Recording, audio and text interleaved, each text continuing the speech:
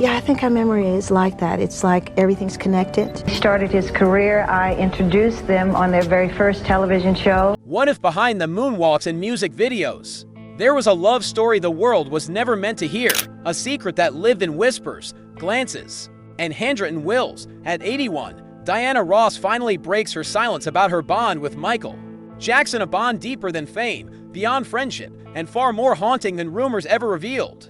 What was hidden behind the curtain of stardom? Why did Michael build a shrine to her? And what truths did he carry to the grave?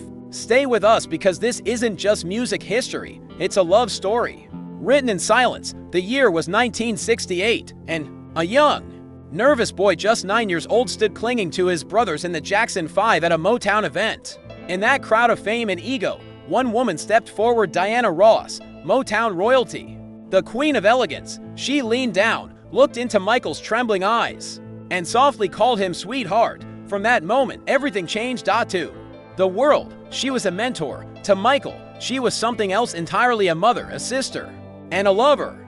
All in one. Their bond defied labels. Not quite maternal, not quite romantic, but it burned with a fire the public couldn't understand. That both Diana and Michael tried desperately to protect. In 1978, Michael shocked Hollywood by accepting a role in The Wiz, a bold cinematic adaptation of The Wizard of Oz. Critics called it risky, but Michael didn't care. Why did he do it? One reason: Diana Ross was in it.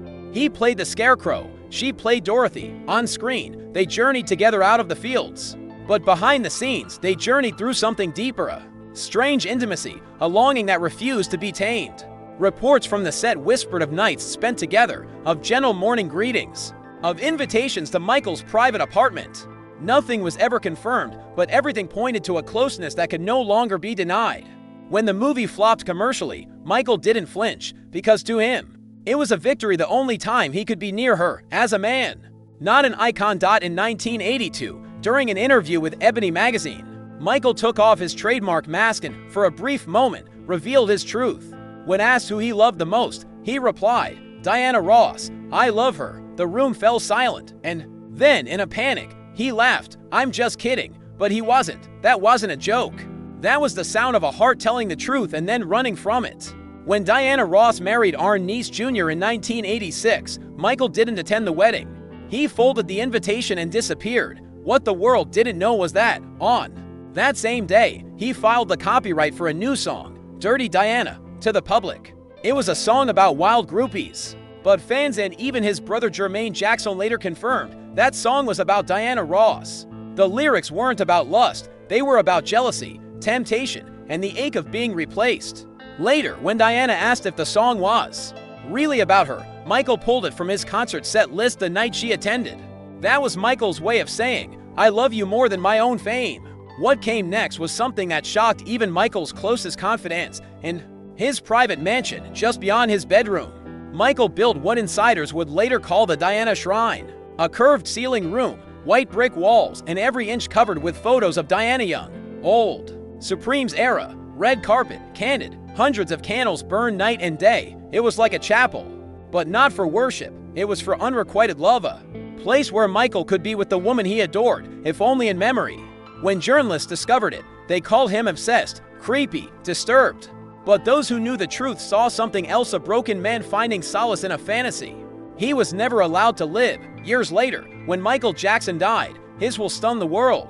He left guardianship of his children not to a sibling, not to a close friend, but to Diana Ross. Why? Because love, even when unspoken, finds a way to last. Michael once said, "If I were just a few years older, she would have been mine." And maybe that's true.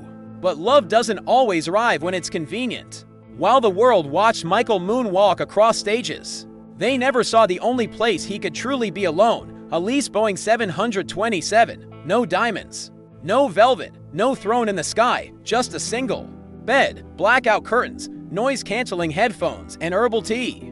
That jet flew him across continents during the Dangerous World Tour, yet it carried no grandeur. Just simplicity, just silence. Airport staff never knew he'd landed until after the wheels touched down. It was his ghost ship, invisible, unreachable, peaceful. Inside, he would lie down, eyes closed, headphones on, and disappear into the hum of the engines. There was no spectacle, no entourage, Just a man running from the weight of being worshipped.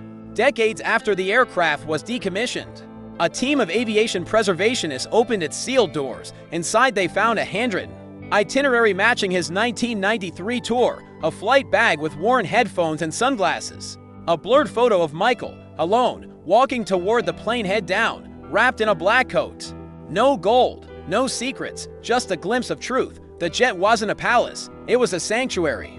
Medical staff sometimes traveled with Michael, a quiet presence among the select few allowed on board. A compact emergency kit was tucked into an overhead compartment, always ready but rarely touched.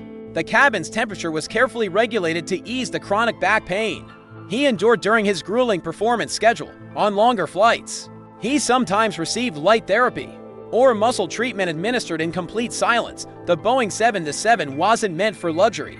It was about function, survival, protection. It let Michael slip into cities like Tokyo, Seoul, London, or Buenos Aires without fanfare, without noise. It was a floating boundary between chaos and calm. For someone who lived life under constant surveillance, that anonymity was priceless. In the sky, he didn't have to perform. He could just be. Now, at 81 years old, Diana Ross has finally broken her silence. Michael loved me.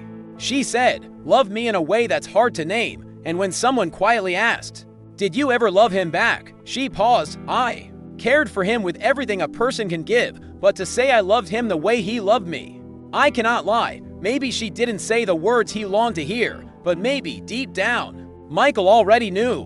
Because love like that doesn't need to be returned, it just is. This isn't just a story about music, or fame, or even forbidden love. It's a story about longing, sacrifice, and the quiet places we build when the world won't let us speak.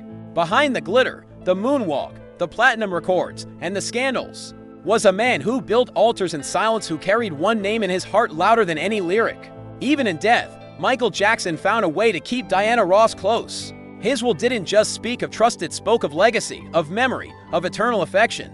Not as an ex, not as a flame, but as the one person he believed would protect what mattered most to him: his children, his soul, his story. And for all the things the world got wrong about Michael Jackson, maybe this was the one thing they missed entirely. He wasn't just looking for applause. He was looking for peace. He was looking for someone who saw the little boy behind the spotlight.